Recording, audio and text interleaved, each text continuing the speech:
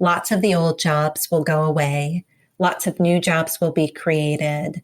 But overwhelmingly, the things that will make our kids most employable are tapping into like their fundamental humanity as both like caring people and creative people. And then having that resilience, which all of our kids do, I think, to be able to work hard through challenge and change, because things will be challenging and they will be changing. Welcome to Tilt Parenting, a podcast featuring interviews and conversations aimed at inspiring, informing, and supporting parents raising differently wired kids. I'm your host, Debbie Reber. My guest today is educator, social worker, and mother of two differently wired children, Stephanie Malia Krauss. Through her experiences teaching and running a school, Stephanie realized that getting young people to graduation does not always mean they are ready for life. Today, she works at the intersection of education, human services, and workforce development, and as a part of that work, has recently published the new book, Making It: What Today's Kids Need for Tomorrow's World. You might think this is just another book about launching, but I promise you it is more than that. Stephanie understands that today's kids are growing up in the midst of rapid change and that the most in-demand jobs and skills of today may be obsolete by the time our youngest become adults. In our conversation today, Stephanie lays out the main factors shaping today's kids and both the alarming and the optimistic trends she's seeing. She also explains the 4 life currencies that will be essential for tomorrow's workforce, and shares her insights on why and how differently wired kids will lead the way into the future. I thought this was a fascinating conversation. I hope you find it interesting and useful. Before I get to that, if you are new to Tilt Parenting and found this podcast while searching for resources to support you on your journey of parenting a neurodivergent child, be sure to check out my book, Differently Wired. In Differently Wired, I share my best practices and practical advice for supporting not just our kids, but ourselves through this journey. And if you're looking to make some quick positive shifts in your day-to-day life, you can sign up for my free Differently Wired 7-day challenge. Every day for 1 week, you'll get a short daily video highlighting one actionable thing you can do right away to impact the way you think, feel, and act in relation to your child. You'll also get a downloadable mini workbook and access to a private Facebook group. And again, that's totally free. Just go to tiltparenting.com/7day to sign up. Thanks so much. And now here is my conversation with Stephanie.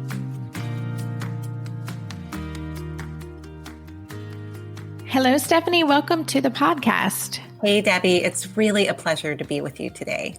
I got your book. I devoured it. I thought it was so fascinating. So I'm really looking forward to this conversation. But before we get into all of that, can you take a few minutes and just introduce yourself? Tell us about what you do in the world and, your focus. And I always love to know people's personal why for the work that they're doing in the world too. I'd love to. This is so fun for me. I was telling you when we were prepping for the conversation that I'm a part of the community here. I've been a long listener of the podcast, and it has become a tool for my husband and I to communicate. We're trying to raise 2 differently wired boys. So I am a mom first and foremost of 2 kids who are 10 and 8 as they try to make it through this crazy changing world. And my background is split across education and social work. So I think it might be important for listeners to know before we jump in that I started out with my own very non-traditional education and childhood journey, but ultimately ended up as a classroom teacher. And from there left to get a social work degree. So I really was conflicted where I loved teaching and saw all of the other things that were happening in the minds and the households of the kids that were in my classroom. And I had no skills or tools to really help them. And so as a social worker, really got to dig into some of the issues that you cover on the podcast, whether it's mental health or thinking about social and economic and emotional development and growth. Ended up becoming a school leader. So I ran a school for youth who were over age and undercredited. These were 17 to 21-year-olds on a technical college campus who were super far behind, but wanted to finish school. And I've spent now the last 8 years working nationally with a number of different nonprofits and organizations thinking about not only education and social work and how kids develop, but also the workforce and higher education, and thinking about the life that they're moving into when they hit adulthood. Such an interesting lens that you're coming to this work from. And there's something about your book, and I actually want you to tell us generally what your book is about. But, as I was reading it, it felt so different from what I expected. So your book is called Making It, What Today's Kids Need for Tomorrow's World. And I think when I read that, I'm like, oh, this is a book about, launching. And it was so much more than that. It was super interesting, and it went in directions I wasn't really expecting. And which is why after I finished reading, I'm like, I got to bring you on the show. So can you take a few minutes and tell us about this book, kind of what your vision for it was and what readers could expect in it? Well, I'll tell you what my vision wasn't. I did not think I was going to be finishing this book in the middle of a pandemic. And so that has been this really, horrible, stressful, stretching experience for all of us. But one of the things that was so interesting about wrapping up this book in a pandemic is that the whole point of it was to say, today's kids are different. You really coined this idea of being differently wired. And what we're seeing is that all kids are in ways that are really shaped by their environments and experiences, profoundly different than us, because of how and when they're growing up.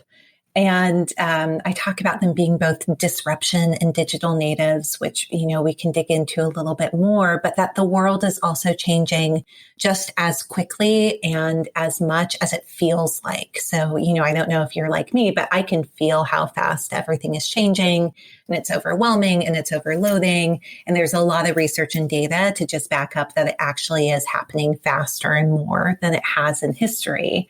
And so, when the pandemic hit, it kind of typified what I was saying in that, our kids, their whole lives have been really bookended by these major crises that have rocked us. And yet they're these defining milestone moments, whether it's COVID, other economic recessions like the Great Recession, even being born in the days after 9/11, just what that has meant. And so the purpose of the book was really thinking back to when I was on the front lines of education and youth development, what I needed to know when I was working with kids, and then thinking as a parent, what I need to know raising these kids in this moment, and trying to get an updated picture of both the science and the research on who are these kids? What is this world? What is this changing workplace? And then what actually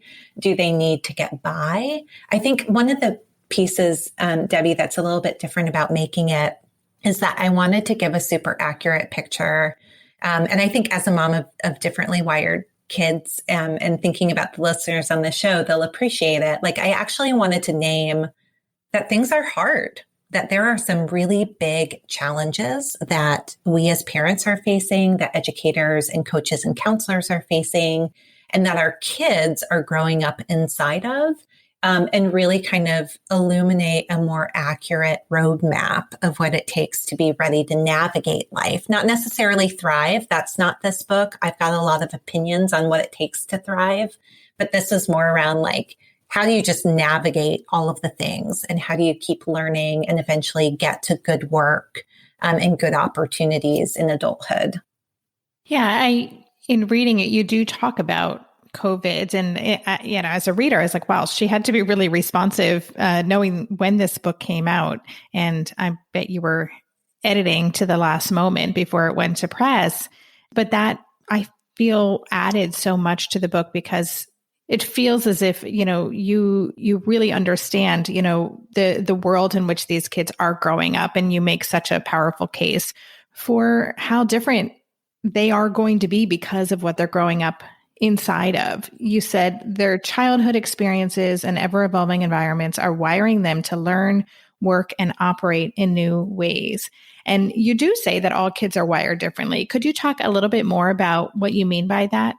Yeah, absolutely. So it's a little bit of brain science here, but we'll try to keep it feeling super understandable.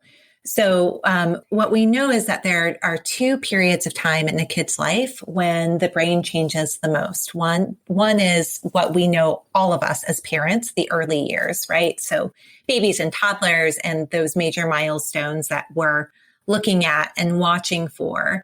But what a lot of parents don't realize, and the science on this is just emerging, is that the tween teen space, the brains are developing just as much.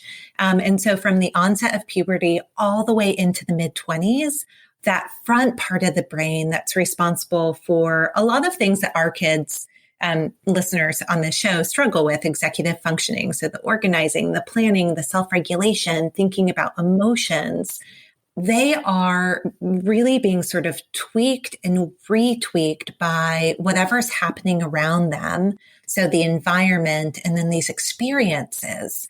And each of those environments and experiences are kind of coaching and counseling the brain and body on, okay, we respond this way because this will keep us alive, or this will keep us well, or this will keep us protected. And so, I'll take the example of my boys.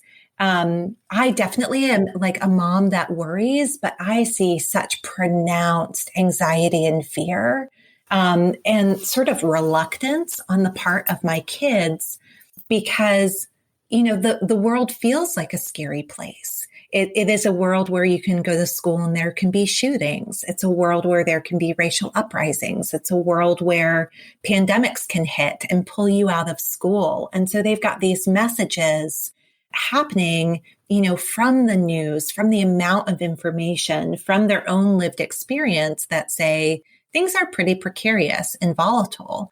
And so what's interesting about that is that they're also these digital natives, these techies, and that they are privy to like incredible inventions and innovation.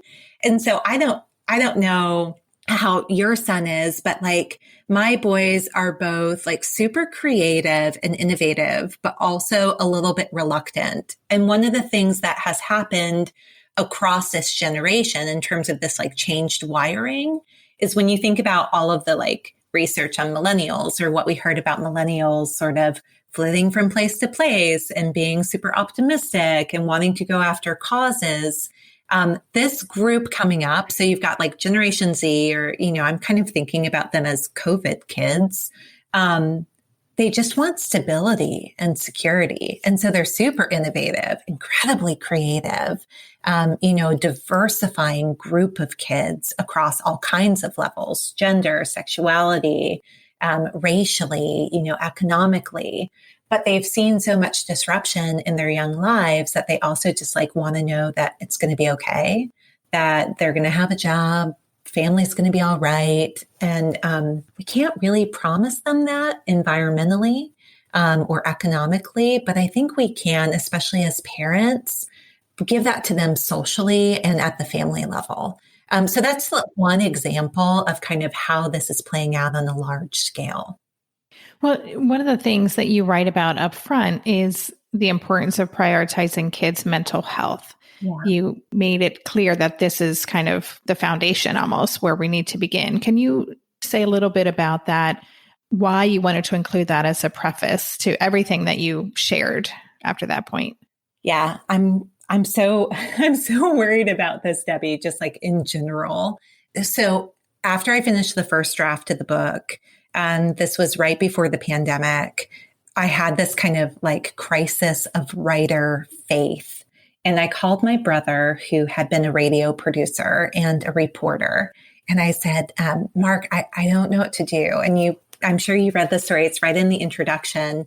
I said, I set out to write this book about education and preparation. Like, what do kids need to know and be able to do in this rapidly changing world and future? And I feel like I should have written a book on mental health. Like, every single person I am talking to, whether it's a pediatrician or a professor or a teacher or a parent or an employer, has taken the interview opportunity to lament the mental health issues that they're seeing in their students or their clients or their, the kids who are coming into their practice for the doctors. And it was super overwhelming. I mean, I talked to a cousin who's a school psychologist pre-COVID, and she was doing 2 to 5 suicide assessments for kids as young as 8 years old every week. And then I talked to a counselor just last week, and in their school district in Arizona, they've been having 2 to 5 actual suicides or suicide attempts every week. And so there's this shift. And I think that it's so strange to me. We think about body health, and the brain is a part of the body. And we have to be attending to cognitive mental health just as much as physical health. I think that the pandemic sort of picked up on anything that kids may have been predisposed to and just amplified or accelerated mental health concerns or issues. I'm not sure about the other listeners or even for you and your household, thinking about some of the sharing that you've done on other episodes, but one of the things that has caused me hope. So in our family, we've got all kinds of mental health issues, physical health issues that we're grappling with. And we saw new and different things this past year and a half. And some of them were scary. And the one thing that sort of encourages me as a mom is, I think, God, if my 10-year-old can develop some of these tips and tricks to support his mental health now, then he won't be 23 or 25 and on his own thinking that he's crazy or thinking that, something terribly wrong is happening with him. I actually think that we're shifting into a time when most kids are going to struggle with mental health issues. And the reality is, and this is why it went in the introduction, if a young person is in crisis from a mental health perspective, like, learning and work just go out the window. And that has to take priority. That is absolutely the oxygen mask. We'll be right back after this quick break. Maybe I've watched too many seasons of The Amazing Race, but every time I have to go somewhere on the subway, I treat it like a competition. It's all about making the right gut decisions about which route will get me there the fastest. Sometimes those decisions get me where I'm going early, and other times my gambles don't really pay off. Probiotics can't help with most gut decisions, but if your gut needs a little support, Ritual has your back. Their Synbiotic Plus, a 3-in-1 supplement, has clinically studied prebiotics, probiotics, and a postbiotic to support a balanced gut microbiome. I've been using Synbiotic Plus for about 6 months now, and it's become a core part of my morning routine. I take the mini capsule every morning while making my way through my inbox, whether I'm at home or I'm on the road, because it doesn't need to be refrigerated. And the capsule itself is delayed released, which helps it survive the harsh conditions of the upper GI tract for delivery to the colon, and that's exactly where we want it to go. Ritual invested in a study modeling the human colon, which showed that Synbiotic Plus significantly increased microbial diversity and the growth of beneficial bacteria. There's no more shame in your gut game. Synbiotic Plus and Ritual are here to celebrate, not hide your insides. Get 25% off your first month for a limited time at ritual.com/tilt. Start Ritual or add Synbiotic Plus to your subscription today. That's ritual.com/tilt for 25% off. During this month of planning and organization for big transitions, rhythms and routines have been absolutely essential for our physical and emotional well-being. So Green Chef nights are reliably and predictably a good night. We know the ingredients will be fresh and prepped, the instructions easy to follow, and the meal delicious. We're all still talking about last week's turkey tacos with mango chimichurri sauce, refried beans, and Monterey Jack cheese. Green Chef contributes to a healthy lifestyle with easy and delicious menus like fresh seasonal salads and grain bowls. And with over 80 weekly meal and market options, plus rotating options to suit a variety of lifestyles, whether Mediterranean, plant-based, calorie-smart, keto, protein-packed, gluten-free, there are always plenty of options to choose from. Whatever you select, you'll get farm-fresh ingredients, organic whole fruits and veggies, and premium proteins, all delivered straight to your door. I love those 4 words. Straight to my door. Oh, and one more thing I love about Green Chef, they have an app, which means it's easy to manage meal preferences and delivery from your phone if you want to. And I, for one, want to. I am in that mode where I'm making the most of little moments like waiting in line at the pharmacy or for the F train to pull into the station to tackle all of those to-dos. So the convenience of an app is key for me. Green Chef has a special offer for Tilt listeners. Go to greenchef.com/tilt50 and use code TILT50 to get 50% off plus 20% off your next 2 months. That's 50% off plus 20% off your next 2 months when you use the code TILT50 at greenchef.com/tilt50. Wow. So I love the way that you talked about that some of these kids may have been predisposed to things, or that, the pandemic has really amplified maybe qualities or predispositions that our kids may have had. That makes so much sense to me. And I love your optimistic view that these kids are learning skills now, certainly that I didn't learn till I was in my late 20s for sure. Mm-hmm. And in terms of emotional regulation or just cognitive behavioral therapy and all of these things. So I'm just wondering, and then I want to get into the book, but just to finish this piece on mental health, what else do you see kids kind of bringing with them as they grow up? You said they're going to be craving more stability, which makes total sense, and that they were hopefully going to move into young adulthood with these skills and a better understanding of how to tend to their own mental health. I'm wondering if there are any other kind of residual effects of the mental health crisis that our kids are experiencing right now down the road. Absolutely. Okay. So I'm going to try to give you 2 things that are a little bit scary as parents for us to just attend to and know. And then one thing, I'll go back to being the optimist, one thing that we can be hopeful about.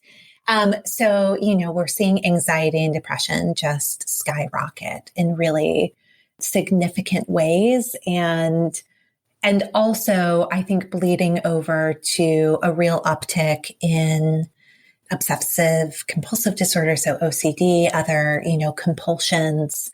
I think for our kids who are on spectrums in terms of thinking about attention and hyperactivity, the way that the environment is structured right now and being in this kind of crisis reactive. So think about pandemic schooling, it was perpetual crisis schooling and changing routine and changing structure. That all of those things kind of feed the beast. It makes everything harder, or being on tech longer, or tech that wasn't fully developed with kids' development in mind. So one thing to just watch for is anxiety and depression. I think if your kids haven't experienced that before, to also do some early education for yourself. That anxiety, for instance, can sometimes look like anger. And as a mom in the heat of the moment, that's very hard for me to remember when my kid is angry, to be are you actually anxious or are you actually scared about something? So that would be one thing to really pay attention to.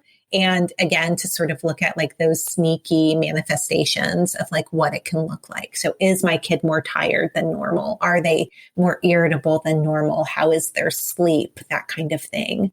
The second is probably a full topic for a full other show, but understanding that the technology that our kids spend a lot of time on was not designed with their development and health and well-being in mind. It was designed for usership. Will they come on? Will they come on more? Will they come on more often? And that we know that a lot of, not even just the games, but the apps and the notifications are lighting up parts of the brain that are so connected to addiction or the feel-good chemicals. I say in the book, and it although I sort of suspected it, it still terrified me that the link between sort of what I call like a dopamine ding, what happens in the brain when kids are on some of these apps, some of the video game components, getting the notifications is actually as strong as a crack addiction and feeling that like desire for crack. And so I think any family that has a predisposition to addiction, which my family is that family, you just need to be aware of it.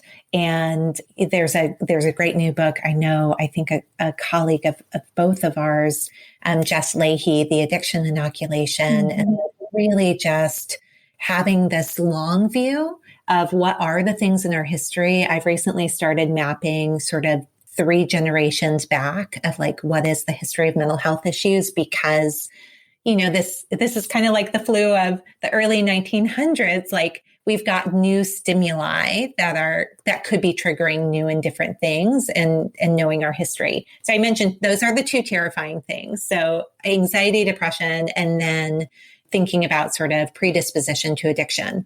I think the place where I'm super hopeful is around like issues and interests that our kids are going to develop because all of this is affecting them so deeply. So I actually see this generation of young people, including so many of the young people who are kids of listeners of this podcast who've been impacted by autoimmune issues, by attention issues, by learning disabilities, that like this is a group of kids primed for activism, primed for advocacy, to really take up causes because they have affected and shaped their lives so profoundly. So one of the things that I'm just like amazed by and really hopeful about is how this generation will actually go on to be incredible change makers. Yes, to that. I love that. And that certainly echoes the conversations that I've had with my, son who's now 16, almost 17, that there is this strong sense of, well, you guys really screwed up here. And our entire generation is going to navigate things differently because of it. And it is fascinating. And I love that idea of a bunch of change makers moving into to not fix things, but to get on with their important work and have the wherewithal to just kind of move forward. So that's exciting to think about. Let's talk about your book. You talked about this initially in the beginning of our conversation. You mentioned the creativity, and you talk about that in the book, what you call the creative class, the rise of this creative class, and that employers are going to want to find workers who think outside the box, who express curiosity, who show a knack for problem solving. So of course, as I'm reading that, I'm like, that's our kids. That is differently wired kids. They are the natural disruptors. So can you say more about that? Why are those qualities going to be so important for employers in the future? Oh my God, that is our kids, right? Like so now I'm like fully claiming my optimist seat, like in the future of work, and in this changing future, I actually think that our kids are really primed to be, they will struggle and they will be okay. Like it will be a tension of surviving and thriving at the same time.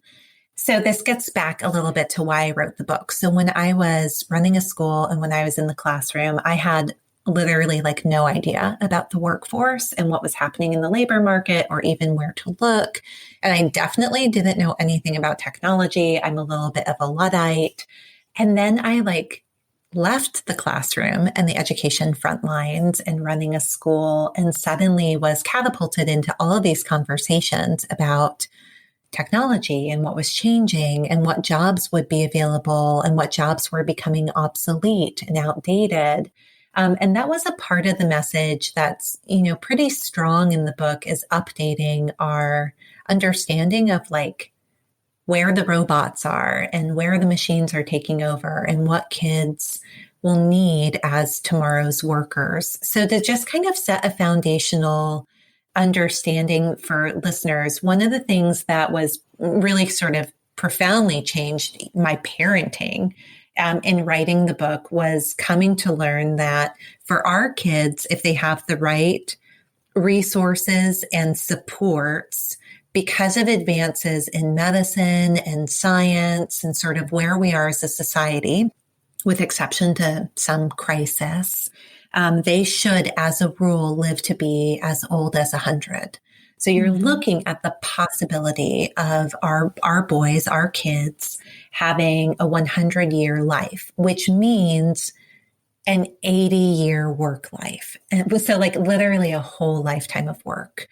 And a lifetime of work during when? Like what's happening during that time? And one big thing that's happening during the time is a changing role of technology doing a lot of different jobs. And that's everything from machine technology to like the robots, artificial intelligence. And the most important thing to know here before it gets a little bit complicated is that if something is rote or predictable or patterned, it can be done by tech. Now that's different for anybody who's got a kid who's on the spectrum, autism, Asperger's. This is different than picking up on patterns or seeing patterns in different ways or different kinds. This is actually like predictable, same thing all the time.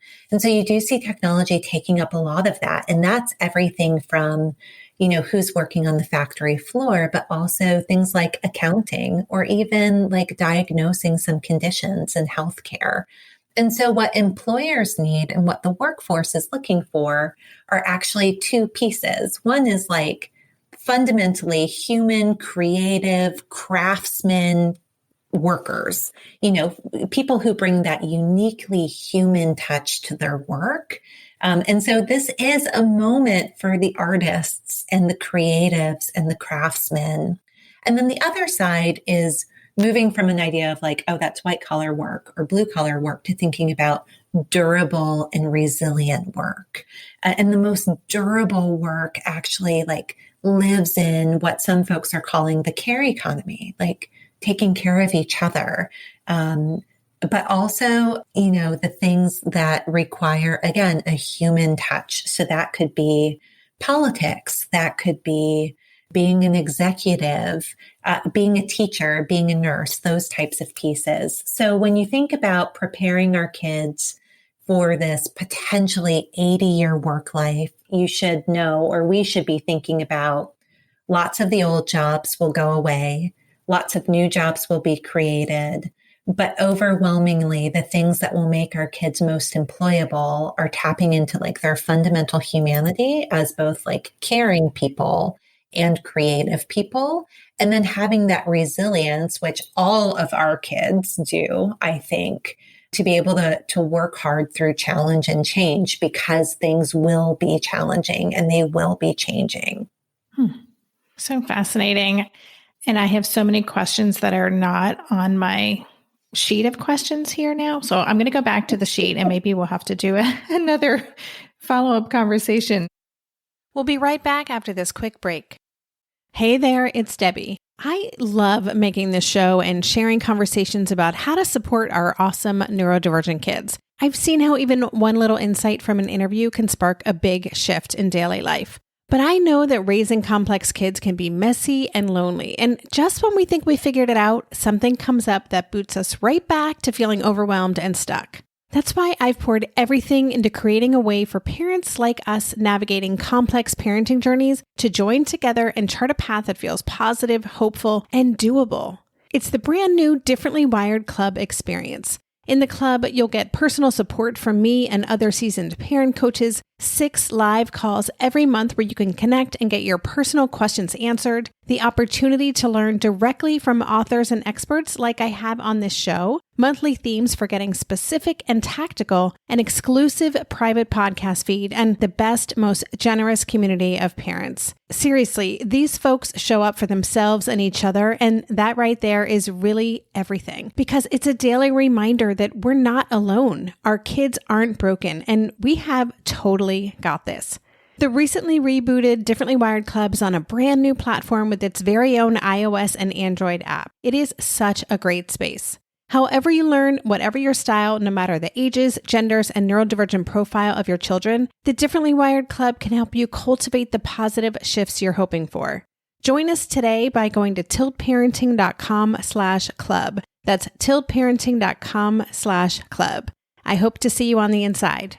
Lynn, this time of year, parenting can be such a flusterclux. You've come to the right place. I'm Lynn Lyons, and I've been treating anxious families for over 30 years. I'm Lynn's sister-in-law and co-host Robin Hudson. Join us for Flusterclux, a podcast for parents who worry. Wait, that's everybody. Yeah, these last few years have felt like one long anxiety attack for so many. Why do you think parents are always surprised that a podcast about anxiety relates to them, even if no one in their house has an anxiety disorder? Well, worry is human. Everyone does it, and anxiety shows up when we face uncertainty. All the parenting tips you've taught me have been essential. I love to break it down into skills we need to manage worry in our families. We've covered so many topics: depression, burnout, meltdowns, perfectionism. Don't forget scary mothers-in-law. Right, but of course that's not my mother-in-law. Because that's my mother. And a listener. As a psychotherapist, I like to teach parents and kids how to respond to everyday moments in healthy ways. Managing anxiety really can be taught. It really can. And I'll even tell you what to say. We talk about serious stuff, but without being too serious. Anxiety wants everything serious. Anxiety doesn't stand a chance when we're laughing, even about the tough stuff. I want to make sure that we get to some of the key concepts in your book as well. You outlined for what you refer to as life currencies, the 4 things that will be necessary for today's kids to make it in tomorrow's world. So could you take a few minutes and just tell us briefly what those 4 currencies are? Yeah, absolutely. So, one of the big pieces I wanted to have readers understand, and that I want your listeners to understand, is that as kids are going through school, very often the goal is like college and career readiness. Let's get them to graduation and then get them into college and then get them a good job and make sure that they know what they want to be when they grow up. And that operates from this like very flawed and now super outdated contract where we think that like success in the US is measured by going through high school, getting a diploma, getting into college, getting a 4-year degree, knowing what you want to be when you grow up, getting jobs, better pay, promotions, and then like saving money and eventually retiring with money in the bank and leaving your kids well off. And the problem is that like that model, that contract never worked for everyone, mostly worked for the white and wealthy. But now it's just actually like not the way that the world works at all. And so what actually happens is that when young people enter into either life after high school, or for kids who don't graduate, they just transition into adulthood.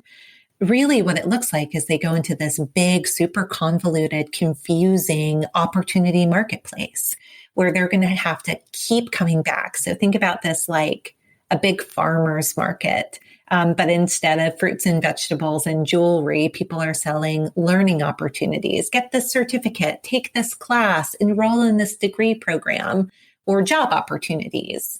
And I wanted to give a really clear picture that like, first off, this market is like not a fair marketplace.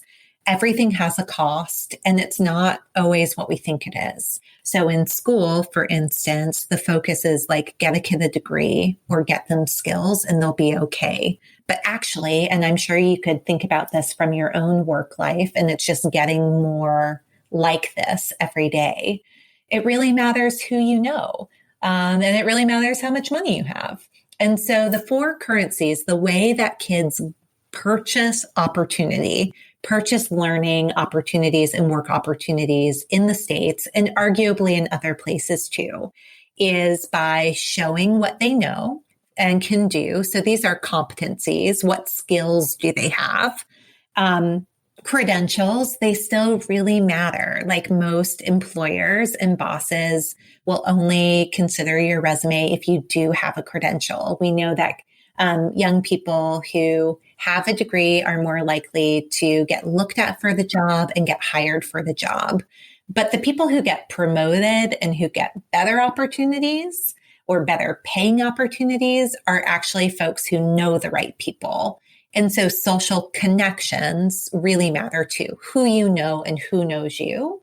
And then cash. And we don't talk about cash very much, but like, look at the past year and a half. Like, it's hugely important how much financial resource you have and the relationship between what cash you have and how much you can learn or work. And there's big research on the fact that financial scarcity actually limits a kid's ability to learn and work. So these 4 currencies, competencies, credentials, connections, and cash, are all things that can be learned or earned, also inherited. So some kids are born with incredible connections, for instance, or cash in the bank.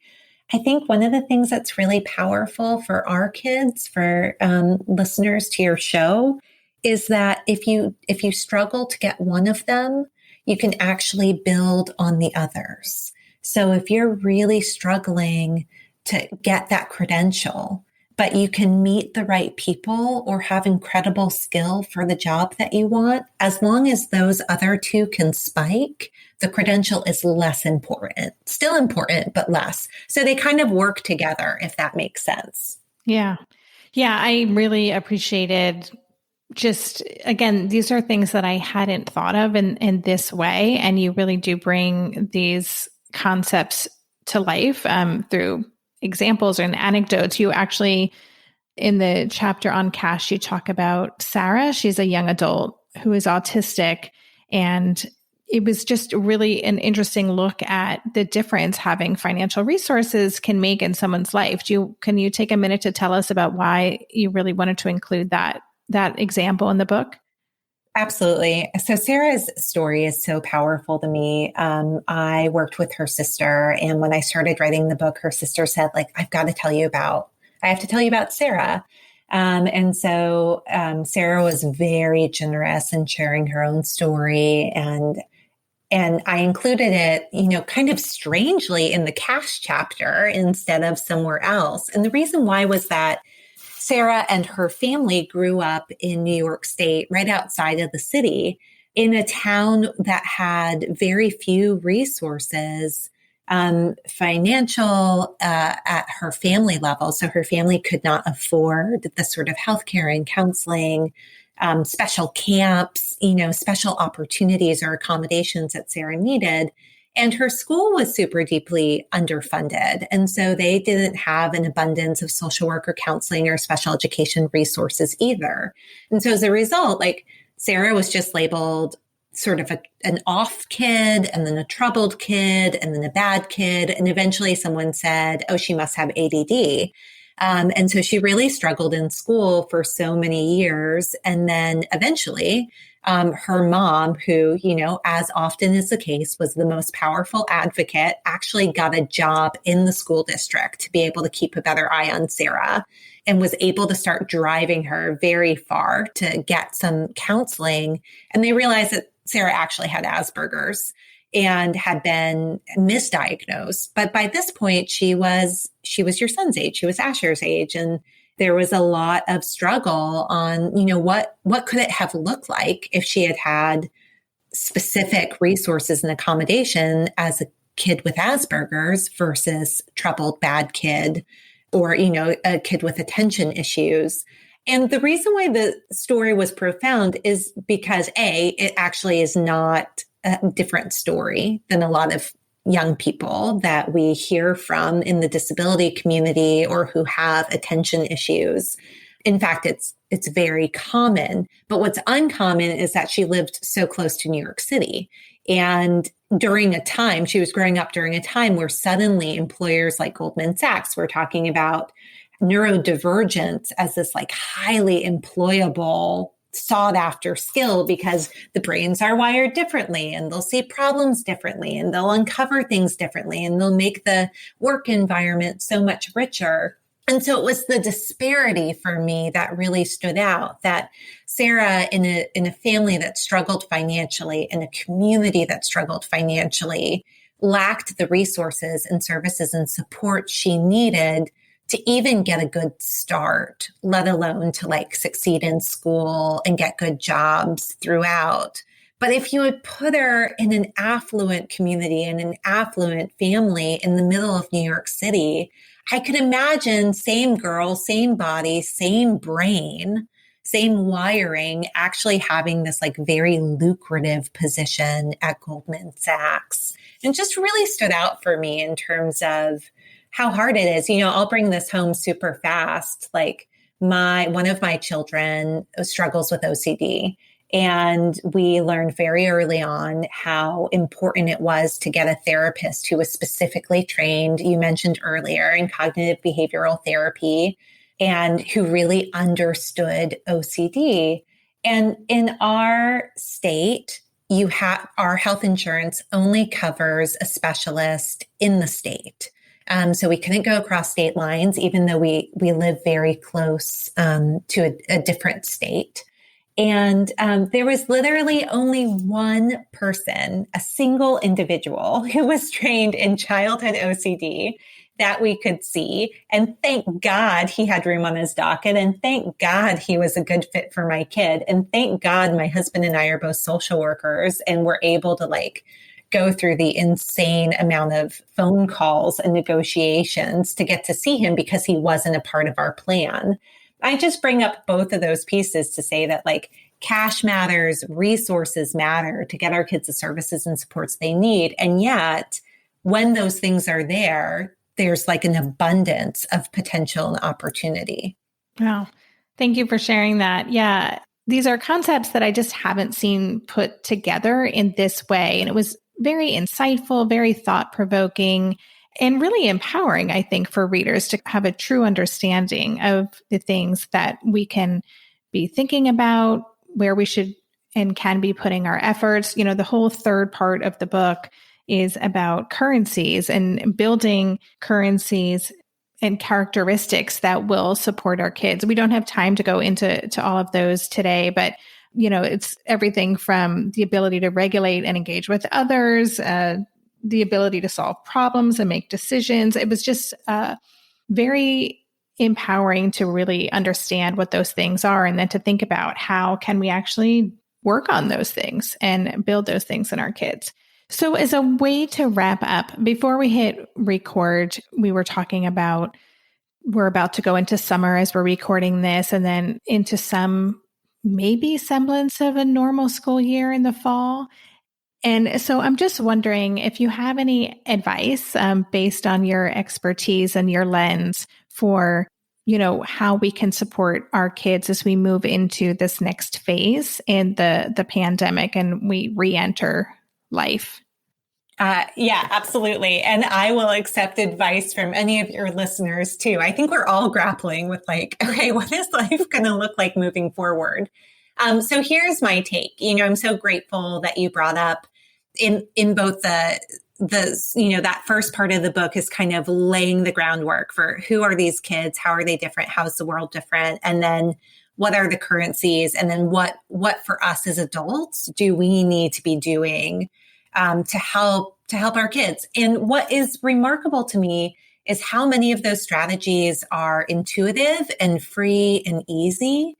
And so there's a lot of conversation right now, as we're recording. For some schools, it's their last week of school. For others, they've got a couple more to go around learning loss. And I don't want to go there because, everybody has lost out on a number of opportunities. But what we can focus on this summer and moving forward is actually recognizing that some of those extras, family time, social time, some of the extracurriculars, enrichment opportunities are actually super essential for our kids. And those are really where I would love to see us putting our time and attention. And so as parents, I think our goal as a parent is not college and career readiness. Our goal is we want our kids to have a great life. We want them to be okay, and we want them to have a good life. And so every single decision should be measured against that. So if your kid is struggling right now from a mental health perspective, do what you can to prioritize that, even if that means everybody else is going back out to that super overscheduled life and you're going to do it more slowly, or maybe not do it at all. Or everybody's talking about learning loss and you feel tempted to, oh, should I do tutoring? But you also know that your kid needs that social space of going back to a particular camp or summer program or even family member's house where they feel really connected, really known, really like they belong. And so that would be my recommendation, that every decision we make, every investment we make in time and money for our kids this summer and moving forward should have health and healing as a priority and the sort of long and livable life idea as the goal. So we're focusing on our kids' well-being, and we're also focusing on their well-becoming, and trying to keep that central as best we can. What a wonderful note to end this conversation on. I love that, well-becoming. I've never heard that before, and I am right there with you in terms of the focus, and a lovely reminder. So thank you for that. And before we say goodbye, please share with us where listeners can engage with you, where they can check out your book, Making It, which again, listeners, I hope this conversation has been thought-provoking for you. The book is such a good read, and I highly recommend it. But let listeners know how they can connect with you. Thanks, Debbie. Yeah, I would love that. I would love if folks reached out because you're my people. Like, I'm in the thick of it. I am parenting these kids right along with you. I'm listening to Debbie's podcast right along with you. So again, the book is Making It, What Today's Kids Need for Tomorrow's World. And it's available wherever you want to get your books at. Or if you're an audio listener and you've got Audible, you can get it that way too. And then I am on Twitter at Stephanie_Malia. And my family and I have just started an Instagram account tracking our own journey that you can find me on too. That's at wonder_and_wayfinding.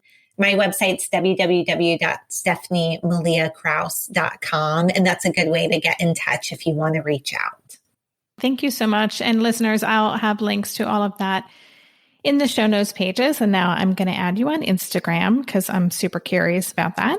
But thank you. Thank you so much. Thank you for the work that you do in the world. Thank you for being part of this community. I love talking with members of the club on the podcast. It's always such a rich conversation. And I just really appreciate everything that you shared today. Thanks, Debbie. Well, I appreciate everything that you do and being a part of this community. It's such a pleasure to be able to come on and share this stuff with listeners. You've been listening to the Tilt Parenting Podcast. You can find links to all the resources my guests and I discussed on the detailed show notes page. Just go to tiltparenting.com/podcast and select this episode.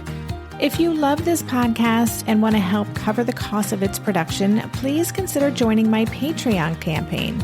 For as little as $2 a month, you can help cover the cost of the hosting platform, editing, production, and more.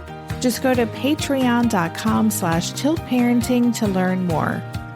Lastly, please help this podcast stay visible and easily found by subscribing and leaving a rating or a review on Apple Podcasts. Thanks so much for considering. And that's all for this week. Stay safe, stay well, and take good care. And for more information on Tilt Parenting, visit www.tiltparenting.com.